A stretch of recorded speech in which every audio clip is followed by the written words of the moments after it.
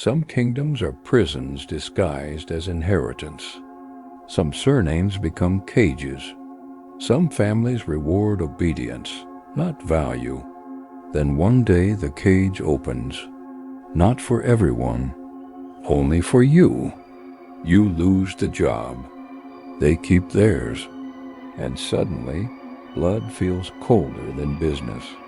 You sit alone with one question. Why me? Was I weaker? Less talented? Less trusted? Or simply expendable? That question can poison entire decades. Many never escape it. They replay meetings endlessly. They search for hidden betrayals. They examine every conversation. They become historians of their own humiliation. But they never notice something important. The wound is not unemployment. The wound is rejection. Marcus Aurelius understood this deeply. Power never guarantees belonging. Status never guarantees respect. Titles never guarantee loyalty. Family businesses often hide this truth. Everyone appears united. Everyone appears supportive until pressure arrives. Then masks disappear, and reality speaks. You were not removed from a company. You were removed from an illusion. That realization hurts, but it liberates, because illusions demand worship. Reality demands adaptation. The first lesson begins here.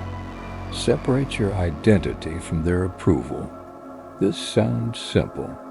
Most people fail completely. Why? Because family businesses blur every boundary. The paycheck becomes love. The promotion becomes acceptance. The office becomes home. The boss becomes family. And family becomes the boss. Everything merges together. Then one decision destroys everything. Not because you lost income, because you lost your reflection. For years you measured yourself through their eyes. Now the mirror is gone. Who are you without it? That question terrifies people, yet it creates freedom. Epictetus taught a brutal principle. Anything controlled by others can be taken. Their opinions can disappear. Their approval can disappear. Their opportunities can disappear. Your character remains. Your skills remain. Your discipline remains. The foundation survives. Only the decoration collapsed. Can you see the difference? The second lesson emerges after the shock settles. Stop seeking justice from people protecting themselves. Many spend years demanding explanations, years seeking closure, years waiting for apologies, years expecting fairness. Meanwhile, life continues moving. Seneca warned against becoming a prisoner of resentment. Resentment feels powerful initially. It feels righteous. It feels intelligent. But resentment quietly steals energy. Every bitter thought funds another person's influence. Every angry replay extends their control. Every fantasy of revenge strengthens their shadow. Consider what often happens inside family businesses. Fear guides decisions. Not logic, not merit. Fear. Fear of change. Fear of competition. Fear of uncomfortable truths. Fear of independent thinkers. Sometimes the person removed is not the weakest. Sometimes they are the most threatening. Not because they are dangerous, because they expose stagnation. This possibility changes everything. What if your departure was not proof of failure? What if it revealed their limitations instead? Would that alter your perspective? Would that loosen the grip of insecurity? The third lesson arrives during isolation. This is where most people break. The phone becomes quieter. Former co-workers become distant. Relatives become awkward.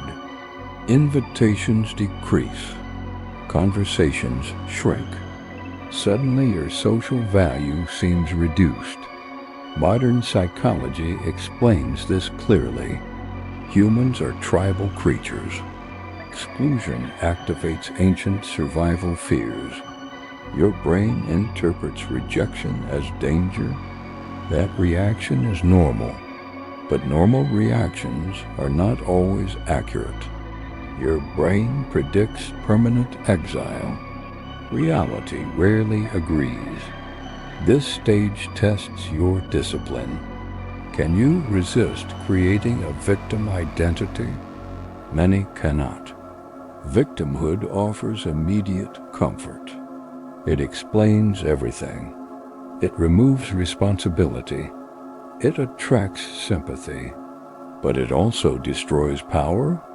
Marcus Aurelius faced betrayal repeatedly, yet he returned to one question: what remains under my control?